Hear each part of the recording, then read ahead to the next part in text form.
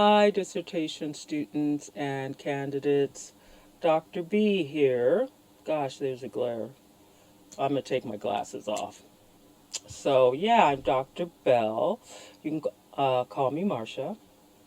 And I just wanted to check in quickly and weigh in on an issue that I see sometimes with people just starting out on the dissertation writing journey. And that's where you kind of lose confidence in your writing and you feel like you might need third person intervention, like, say, for example, an editor, an APA coach, something like that. And which is fine. But one thing I really emphasized is owning your work and learning every aspect of the dissertation writing process. For example, I think, I read something about a person who was looking for a program that'll take it and just make it into APA writing somehow. I'm not sure if someone's got that software going, but I couldn't imagine how to do that because the you've got to cite you've got to cite your references. And I don't know who else can cite your references but the person who read the research. And so once you read the research and then you cite, there's basically only one way you could cite. I mean, in my mind, I'm trying to, imagine how this can work. But what I wanted to say is that when you get to the doctoral level, you should have a pretty good command of the English language and grammar. Um, yeah, and you should have a background in at least some background in academic writing. I would not imagine how a person could get to the doctoral level without doing that. So now this isn't bashing or anything like that. It's all non-judgmental. What I'm trying to emphasize is how smart and remind you how smart you are. You see, you know grammar.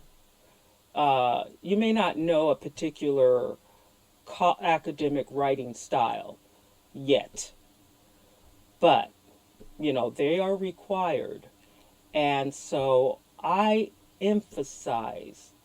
really encourage people to learn APA, learn or MLA or whatever academic writing style your university requires. This is part of the process of learning and part of the doctoral process. So I know we all sometimes just want to say, I just need some sort of relief. But, it's really important to go through step, every step. Um, you may have to just take your dissertation, your proposal, put it aside for a week, for 2 weeks, and learn APA. You know, you might need to learn about your theoretical framework. You need to understand this framework you're using. You need to have a solid literature review that flows, you know, and that's relevant to your topic. Um, if you have to take time off and take a course on APA writing, if you have to take a course on R, if you need to take a course on SPSS, Excel, JASP, you know, you need to learn all of these things. All of this is part of this independent research project. And so when you're done, you could go work with a team of scholars at at your university, at another university, overseas someplace, because students all over the world, they have to all be at a certain level, and we're becoming experts. And so you can't just be, well, you can, but uh, being an expert in your topic is one aspect. You really need to be proficient. You need to be proficient, not only in your topic, but in academic writing. Um, your methodology. If you are going to do a qualitative experiment, you need to know how to do it. No one can do that for you. Same thing with quantitative. You need to know why a quantitative experiment is more appropriate than a qualitative. You need to know. It depends on what your research questions are. And so it's all part of the process, and taking shortcuts is just not going to get you there. And I could speak from experience. I mean, I hired a person, a coach, and he charged me for 3 hours, no matter what. He would just look at my proposal that I was working on, and he would make a couple of little comments here and there. And then he charged me $265 or something like that. And I would take the same paper, work on it myself without his feedback, because his feedback didn't always make sense. And I would turn it into my professor, and the professor would have it back to me in less than half an hour with 5 times the feedback. So, you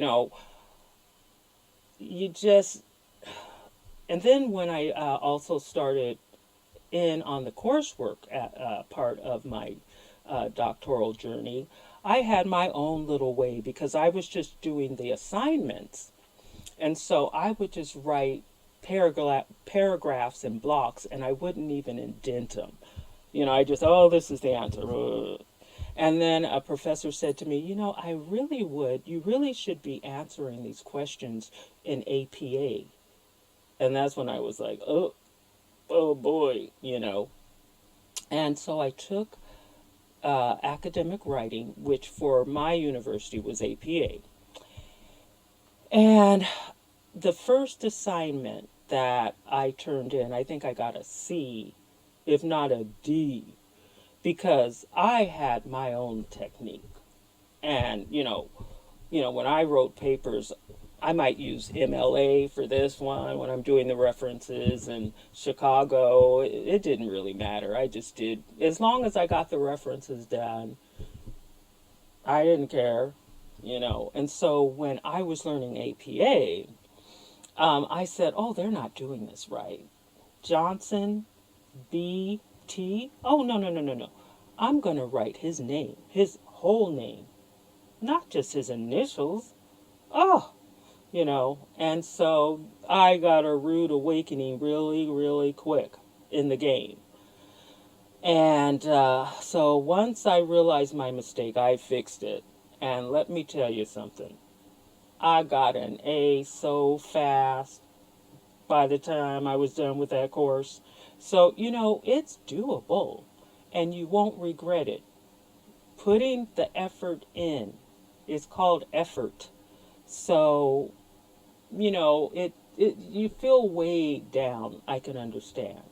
But at the same time, when you work yourself through, the weight is also lifted through the learning process. So don't be afraid of academic writing. You know, I didn't even, by the time I got done with my dissertation, I didn't even use Grammarly. I knocked that stuff out, you know.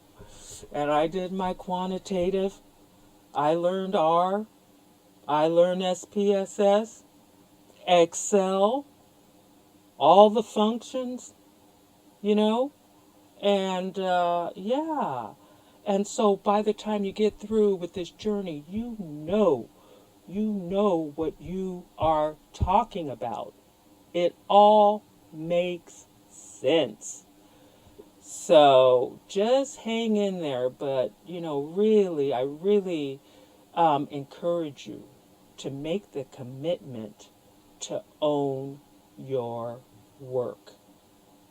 That's, you know, that's how it goes. All right, well, that's my take.